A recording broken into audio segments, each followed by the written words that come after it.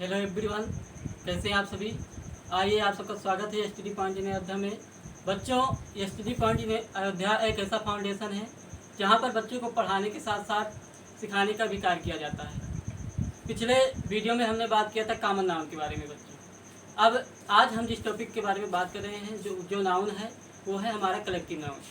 अब यहाँ पर देखिए बच्चों, आप लोग भी हेडिंग डाल दीजिए कलेक्टिव नाउन। हम जो कुछ भी बोलेंगे आप उसको नोट कर लें। इससे क्या होगा कि आपको समझने में भी आसानी हो जाएगी। चलिए बच्चों, हेडिंग डालिए कलेक्टिव नाउन। अब कलेक्टिव नाउन में आपको बच्चों यहाँ पर एक वर्ड दिखाई दे रहा है, कलेक्ट। क्या दिखाई दे रहा है बच्चों? कलेक्ट। क्या बच्चों? कलेक्ट। कलेक्ट वर्ड अपने आप में एक वर्ब है। क्या है बच्चों? एक वर्ब है, जिसका हिंदी होता है जमा करना। क्या बच्चों? जमा करना, जिसका हिंदी होता है जमा करना। अगर हम इसी कलेक्ट में ION ऐड कर दें, क्या ऐड कर दें बच्चों? ION। अगर हम इसी कलेक्ट में ION ऐड कर दें तो हमारा बन जाता है क्या? नाउन। क्या बन जाएगा बच्चों? नाउन। अब आपका ये जो कलेक्ट ION ऐड के कलेक्शन दुनिया, अब ये क्या बन गया बच्चों? नाउन। एक टिप्स दे रहे हैं बच्चों, इसको ध्यान से सुनिए। दुनिया का कोई भी शब्द, क्या बच्चों? दुनिया का कोई भी शब्द जिसके अंत में ION लगा हुआ दिख जाए, वो सारा का सारा वर्ड आपका नाउन होता है। अगर हम इसी कलेक्ट में IVE ऐड कर दें, क्या बच्चों? IVE ऐड कर दें तो यह वर्ड आपका बन जाएगा एडजेक्टिव। क्या बच्चों? एडजेक्टिव।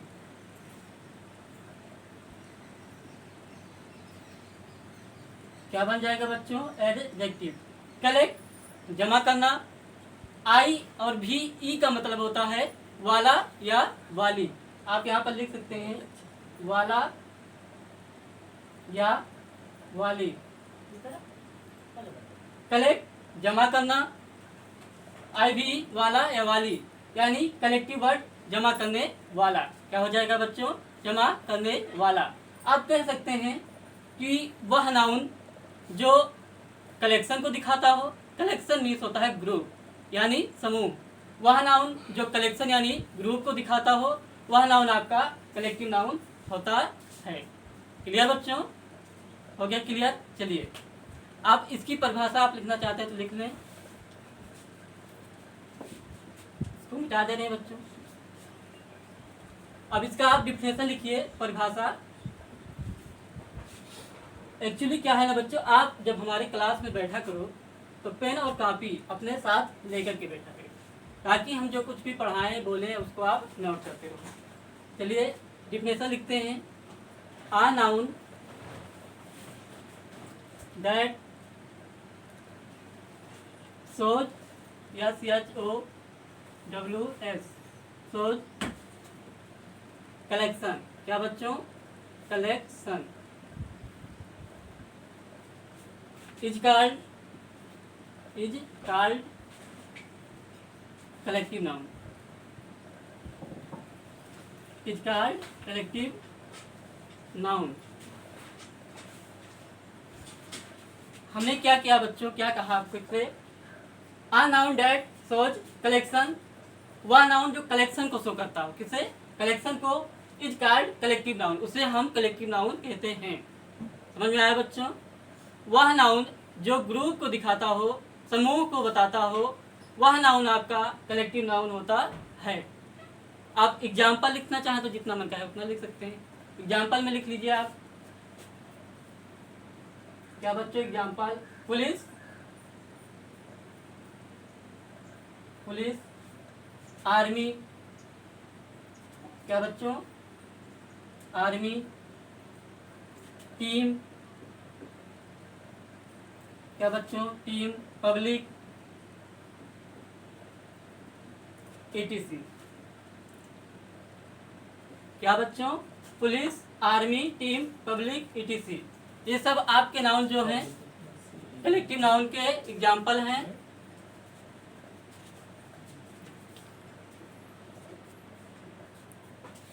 चलिए बच्चों, हमने क्या किया, नाउन के कलेक्टिव नाउन का डिफिनेशन लिखा, उसके एग्जाम्पल देखे। बच्चों इतना तो बेसिक नॉलेज आपको पहले से था ही। हम यहाँ पर क्या बात करने वाले हैं एक्चुअली, इसके कॉमन इरर के बारे में। हम ये देखेंगे कि कॉमन इरर क्या होता है, कॉमन इरर कलेक्टिव नाउन में कैसे होंगे और उन्हें पहचानेंगे कैसे, किस तरह से। तो आप लोग हेडिंग बना लीजिए कॉमन इरर, मिटा दें बच्चों। ओके, आप लोग हेडिंग बना लीजिए कॉमन इरर। क्या बच्चों, कॉमन इरर।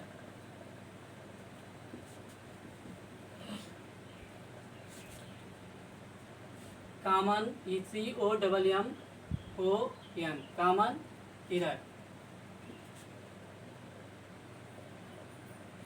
अब कॉमन इरर में हम क्या करेंगे, 2 4 3 5 एग्जाम्पल हम डालेंगे। जैसे नंबर 1 एग्जाम्पल आप लिखिए,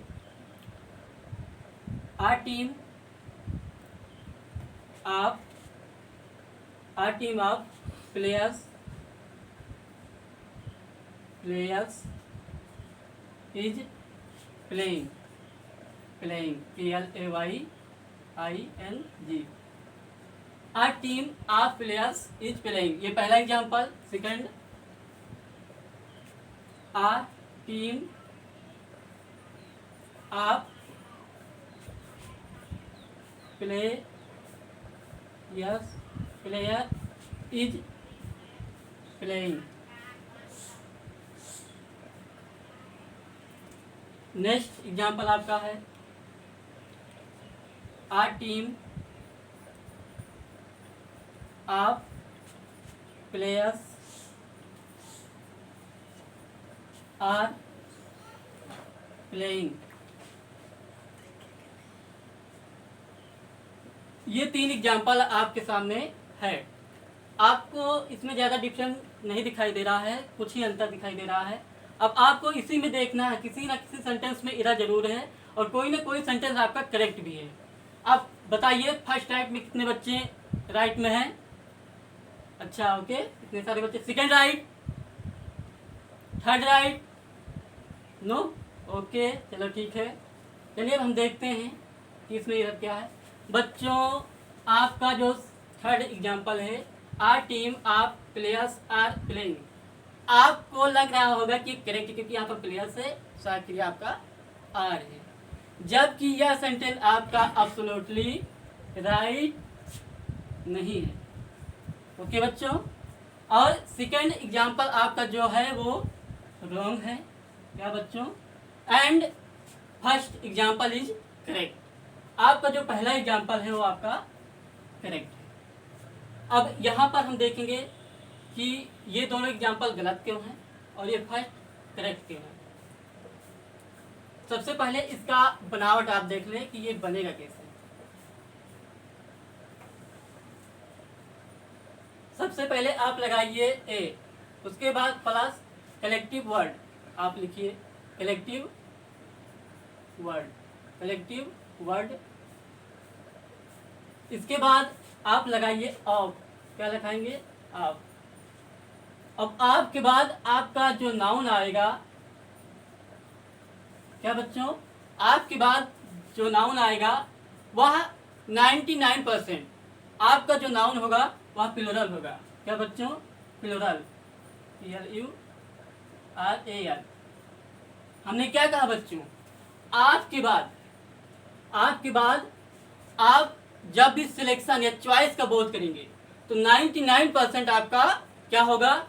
नाउन होगा, और वह नाउन आपका प्लूरल होगा 99%। ओके बच्चों, अब इसके बाद हम क्या ऐड करेंगे? इसके बाद आपको क्या लगेगा? वन। क्या लगेगा बच्चों? वन। अब ध्यान दीजिए बच्चों, अब यहाँ ए जो कि लगा है, क्या लगा है? ए। अब ए मतलब एक का बोध करा रहा है, किसका? एक का, यानी इसके अकॉर्डिंग आपका जो वर्ब ऐड किया जाएगा वो होगा सिंगुलर। क्या होगा बच्चों? सिंगुलर, क्योंकि ए से मतलब एक का बोध हो रहा है, एक का मतलब एक, प्लूरल है, एक से अधिक है तो प्लूरल, सिंगल है तो सिंगुलर। तो इसके अकॉर्डिंग आपका जो वर्ब लगेगा वो हो जाएगा आपका सिंगुलर। क्या हो जाएगा बच्चों? सिंगुलर। अब देखिए आप अपने एग्जांपल पर आ जाइए। आ टीम ऑफ प्लेयर्स, यहाँ पर ए लगा है। अब इसके बाद हमने कहा 99% आपका जो नाउन होगा वो होगा प्लूरल, और आने वाला जो वर्ब होगा आपका सिंगुलर। क्या बच्चों? आने वाला जो वर्ब होगा आपका वह सिंगुलर, जिसकी वजह से आपका यह पहला सेंटेंस, पहला एग्जाम्पल करेक्ट हो गया, और सेकेंड एग्जाम्पल भी आपका गलत है, और फोर्थ एग्जाम्पल भी आपका गलत है। समझ में आ रहा है तो बच्चे कहिए हाँ। ओके, इतना सारा कंसेप्ट हम जान चुके हैं बच्चों। अब ये पहला कंसेप्ट था, हाँ, इस टॉपिक का ये पहला कंसेप्ट था। अब हम इसके आगे के कंसेप्ट के बारे में जानेंगे। चलिए बच्चों, अब उम्मीद करता हूँ कि ये सारे एग्जाम्पल आपको क्लियर हो गए होंगे। अब हम नेक्स्ट एग्जाम्पल और भी चेक कर लेते हैं, एक दो एग्जाम्पल से भी देख लीजिए। ध्यान से देखना बच्चों।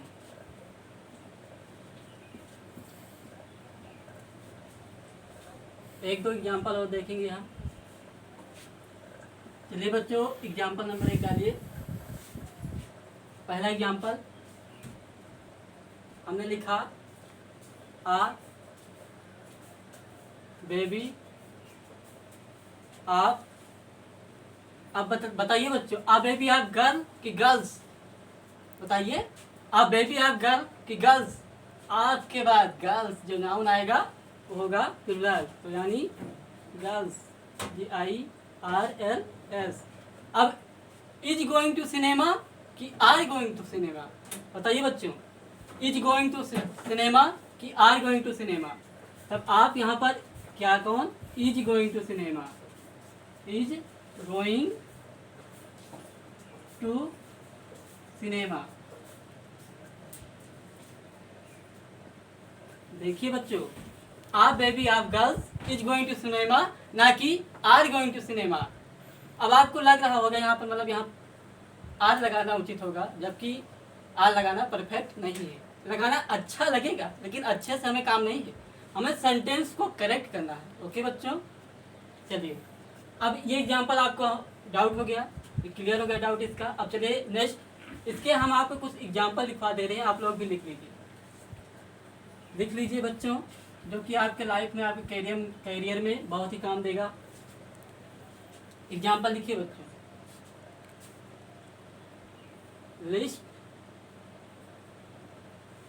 List of collective noun. Example में लिखिए आप लोग, आ टीम ऑफ प्लेयर्स, पहला। Second, a baby of girls, a baby of girls. A group of boy, a group of boys, a group of boys. Next, a slit of ships, a sleeps of ships. Next, a herd of cattle. ETC कर दीजिए बच्चों। क्या बच्चों? ETC। इतने सारे example आप लोगों ने नोट कर लिया बच्चों। ओके, अब एक बात ध्यान दीजिए, हर एक ग्रुप के लिए अलग अलग वर्ड लगाया जाता है। जैसे लड़कियों के समूह के लिए हमने लगाया है बेबी, लड़कों के समूह के लिए हमने लगाया है ग्रुप। सबका समूह के लिए जो वर्ड यूज किया जाता है वो अलग अलग यूज किया जाता है। इससे आ टीम ऑफ प्लेयर्स, खिलाड़ियों के समूह के लिए टीम यूज किया गया है। आ बेबी ऑफ गर्ल्स, लड़कियों के समूह के लिए बेबी का यूज किया गया है। आ ग्रुप ऑफ बॉय, लड़कों के समूह के लिए ग्रुप का यूज किया गया है। A slit of ships, ships means क्या होता है? जहाज। अब जहाज के समूह के लिए स्लीट वर्ड का यूज किया गया है। A herd of kettles, kettles means होता है जानवर, यानी जानवरों के समूह के लिए हर्ड का हमने यूज किया है। ओके बच्चों, क्लियर है? ओके, धन्यवाद। देखिए बच्चों, आज ये हमारा पहला कंसेप्ट था। क्या बच्चों? हमारा पहला कंसेप्ट था। अब कंसेप्ट नंबर नेक्स्ट, हम नेक्स्ट कंसेप्ट की बात कर रहे हैं।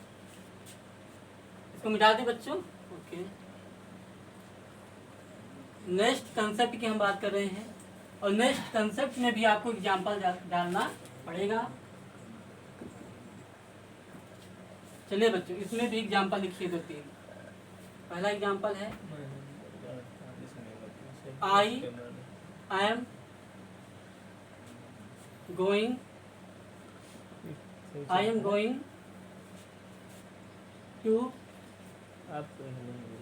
To buy some furniture. I am going to buy some furnitures. पहला एग्जाम्पल क्या है बच्चों? I am going to buy some furnitures. Second example आपका the police is coming. Second example क्या है बच्चों? The police is coming. Third example the parliament was divided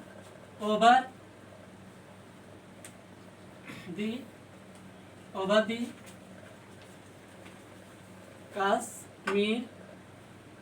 Kashmir issue।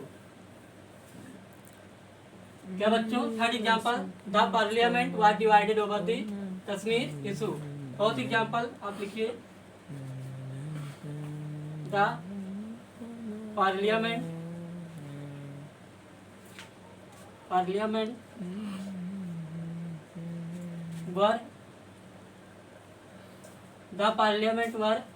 United over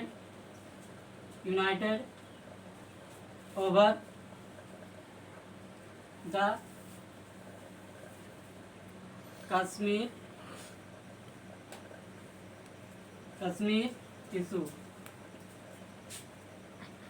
Kashmir issue.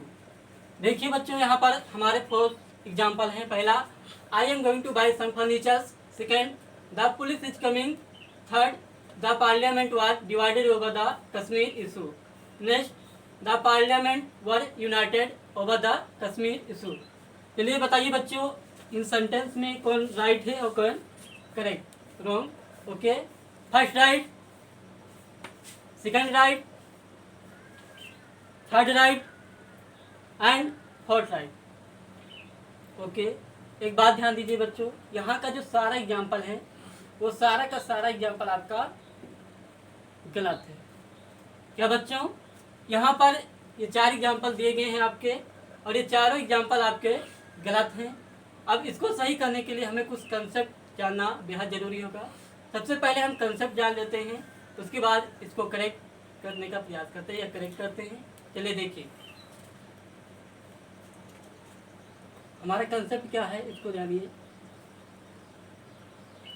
यहाँ पर हमने लिखा कलेक्टिव नाउन। क्या लिखा बच्चों? Collective noun. अब कलेक्टिव नाउन को हम 3 प्रकार से यहाँ पर डिफाइन करेंगे। कितने प्रकार से? 3। पहला जो है वो है जेनरिक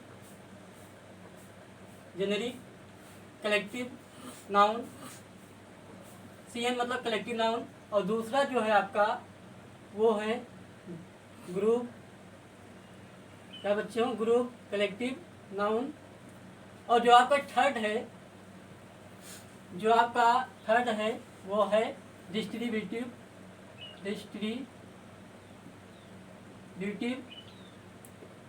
कलेक्टिव नाउन। ये कलेक्टिव नाउन को हमने यहाँ पर 3 प्रकार से डिफाइन करने का प्रयास किया है। पहला generic collective noun, second group collective noun, third distributive collective noun. Okay बच्चों, आप देखिए जेनेरिक कलेक्टिव नाउन। जेनेरिक का मतलब होता है जो हर जगह लागू होता है। क्या बच्चों? जो हर जगह लागू होता है। आप कह सकते हैं जेनेरिक कलेक्टिव नाउन के लिए कि जो चीज़, जो वस्तु या पर्सन भिन्न भिन्न प्रकार के वस्तुओं से, जो भिन्न भिन्न प्रकार के वस्तुओं या व्यक्तियों से मिलकर के बना होता है, उसे जेनेरिक कलेक्टिव नाउन कहा जाता है। क्या बच्चों?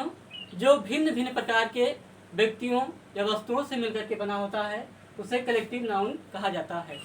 अब यहाँ पर देखिए बच्चों, फर्स्ट एग्जाम्पल में फर्नीचर। अब आपका फर्नीचर, क्या बच्चों? फर्नीचर, यहाँ पर भिन्न भिन्न प्रकार के वस्तु होंगे। क्या बच्चों? भिन्न भिन्न प्रकार के वस्तु होंगे। जैसे अगर हम आपसे बोलें, आपके सामने चेयर रखा हो, हम बोलें दिस इज फर्नीचर, क्या आप मानेंगे? यदि हम चेयर की तरफ इशारा करें और आपसे कहें कि दिस इज चेयर, क्या आप मानेंगे? नहीं मानेंगे, क्योंकि आप वो चेयर है तो उसको चेयर बोलेंगे, आप उसे फर्नीचर नहीं कर सकते हैं। जैसे किसी टेबल को हम देखें और बोलें दिस इज फर्नीचर, क्या बच्चों? दिस इज फर्नीचर, तो क्या उस टेबल को आप फर्नीचर कहेंगे? इसलिए फर्नीचर वर्ड, क्या बच्चों? फर्नीचर वर्ड आपका एक कंसेप्ट है। क्या बच्चों? आपका कंसेप्ट है, जो कि आपका फर्नीचर वर्ड एक कंसेप्ट है, जिसके वजह से आपका वह एक नाउन भी बनता है, फर्नीचर अबस्ट्रैक्ट नाउन। इसमें अगर कोई डाउट होगा तो आप प्रश्न कर सकते हैं, कमेंट सेक्शन में कमेंट करके डाल दीजिएगा। तो जो भिन्न भिन्न प्रकार के व्यक्तियों या वस्तुओं से मिलकर के बना होता है, वह नेचर में क्या होता है बच्चों? नेचर में प्लुरल, नेचर में प्लुरल। लेकिन अगर हम उसका यूज करें, क्या बच्चों? यूज, तो यूज में जो होगा वह होगा आपका सिंगुलर। क्या बच्चों? यूज में सिंगुलर, और उसके साथ जो वर्ब ऐड किया जाएगा वो भी हो जाएगा सिंगुलर। क्या बच्चों? सिंगुलर। अब यहाँ पर देखिए, अब यहाँ पर क्या लिखा है? FURNITURES, furnitures. अब हम जेनेरिक मतलब सिंगुलर वर्ब है, अब इसके साथ क्या बच्चों? इसके साथ हम यस लगा दें, ES लगा दें, तो आपका वर्ड गलत हो जाएगा। क्या बच्चों? इसमें हम यस लगा दें, ES लगा दें, तो आपका गलत हो जाएगा, क्योंकि वह अपने आप में ही प्लुरल सिंगुलर है या प्लुरल है। आप उसमें यस या ES लगाना, आपका कंसेप्ट गलत हो जाएगा। यदि इसको करेक्ट करना है तो यस को आप बिटा दीजिए, अब आपका सेंटेंस राइट हो जाएगा।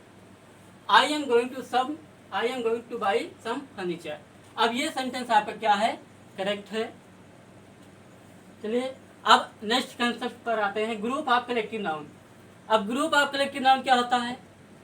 जो एक ही प्रकार के व्यक्तियों या वस्तुओं से मिलकर के बना हो। क्या बच्चों? जो एक ही प्रकार के व्यक्तियों या वस्तुओं से मिलकर के बना होता है, उसे कहा जाता है ग्रुप कलेक्टिव नाउन। अब ये नेचर में देखा जाए तो है सिंगुलर। क्या बच्चों? नेचर में सिंगुलर, लेकिन यूज में जो आपका होगा वो होगा प्लुरल। क्या बच्चों? यूज में आपका क्या होगा? प्लुरल, और नेचर में सिंगुलर, और इसके साथ आपका जो वर्ब लगेगा, क्या बच्चों? जो वर्ब लगेगा वो हो जाएगा वो भी प्लुरल। क्लियर बच्चों? डाउट क्लियर है?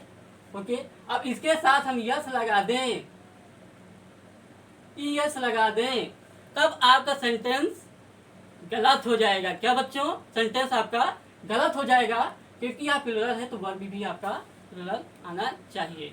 अब सेकंड एग्जांपल देखिए, the police is coming, the police is coming. अब देखिए, अब पुलिस, इसमें पुलिस में एक ही प्रकार के सदस्य होंगे। ओके, पुलिस में क्या होंगे? एक ही प्रकार के सदस्य होंगे। अब इसके साथ हमने कहा कि ये आपका प्लुरल, यूज में प्लुरल, और जो वर्ब लगेगा वो भी क्या लगेगा? प्लुरल। अब यहाँ पर इज लगाना क्या राइट है? नहीं ना। तो यहाँ पर हम क्या करेंगे? आर का यूज करेंगे। क्या बच्चों? आर का। अब इज को हटा करके यहाँ पर आप आर लिख दीजिए, आपका सेंटेंस 100% राइट हो जाएगा।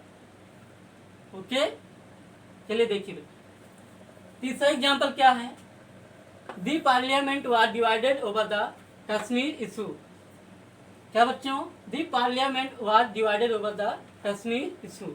अब इस कंसेप्ट के लिए डिस्ट्रीब्यूटिव कलेक्टिव नाउन को आपको समझना होगा। तो ये दो एग्जाम्पल हम आपका मिटा दे रहे हैं, आप समझ चुके हैं, ये सारा मिटा दिए।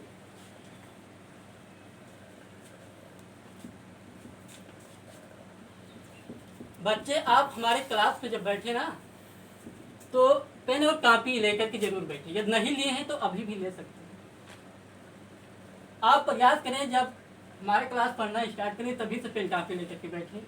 आप नोट डाउन करते रहिए जो आपके करियर के लिए बहुत ही इम्पोर्टेंट होगा। अब इसको हम डिफाइन करेंगे दो तरह से। पहला, यदि आपका थॉट सिंगल है, यदि आपका थॉट क्या है? सिंगल, यानी थॉट वन। यदि आपका थॉट वन है उसके लिए, और थॉट यदि आपका डिफरेंट है। क्या बच्चों? थॉट आपका डिफरेंट।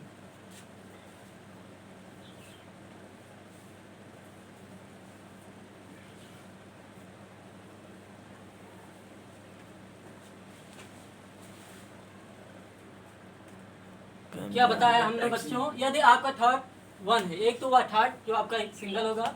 यदि आपका थॉट डिफरेंट, यहाँ अच्छा आ ही रहेगा बच्चों, यहाँ पर आई, ओके। अब यदि थॉट एक हुआ उसके लिए, यदि आपका थॉट डिफरेंट हुआ उसके लिए क्या किया जाएगा, इसे आप समझने का प्रयास करें। यहाँ पर एक व्यक्ति की मर्जी नहीं चलेगी। क्या बच्चों? यहाँ पर एक व्यक्ति की मर्जी नहीं चलेगी, यहाँ पर एक से ज्यादा लोग होना अनिवार्य है।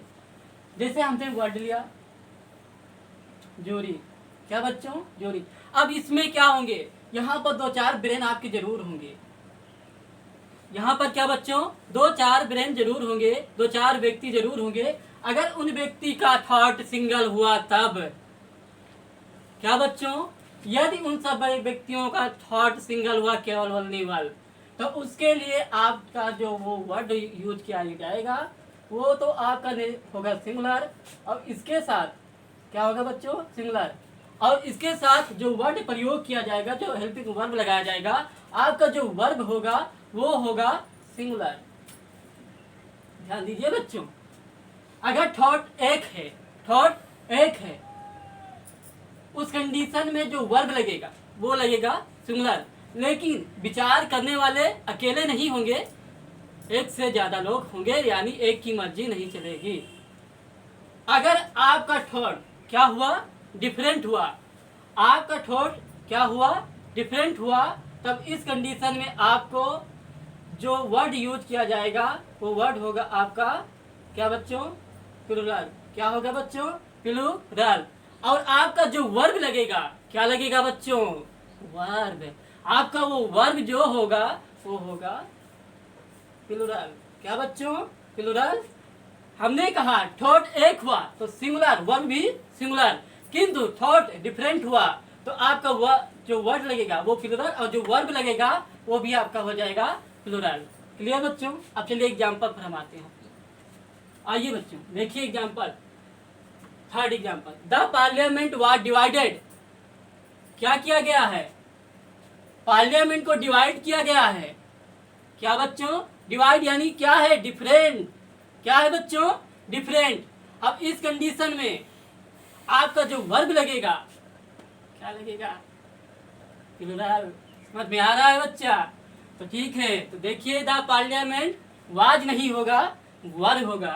क्या होगा बेटा? वर। हो गया ना करेक्ट आंसर? हुआ ना? बोलो ओके। अब next, the parliament were United. क्या बच्चों? यूनाइटेड मतलब एक। क्या बच्चों?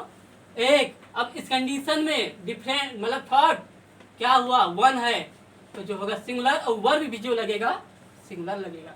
तो यहाँ पर वर्ब आपका सिंगुलर है? क्या है बताइए? नहीं ना? तो इसको क्या करोगे? इसको मिटा दो या काट दो, और यहाँ पर आप लिख दो वाज। क्या बच्चों? वाज। अब दोनों एग्जाम्पल आपके करेक्ट हो गए। क्या बच्चों? करेक्ट हो गए। उम्मीद करता हूं बच्चों कि आपको ये टॉपिक हमारा बहुत ही पसंद आया है। यदि पसंद आया है तो वीडियो को लाइक कर दें, शेयर कर दें, और जो हमारा जो चैनल बना है स्टडी पॉइंट इन अयोध्या उसे सब्सक्राइब भी कर दें, ताकि हम जो भी वीडियो प्रोवाइड करें उसका नोटिफिकेशन आपको मिलता रहे। इसी के साथ हम अपना टॉपिक यहीं पर विराम करते हैं। मिलते हैं अगले वीडियो में, तब तक के लिए टेक केयर, बाय।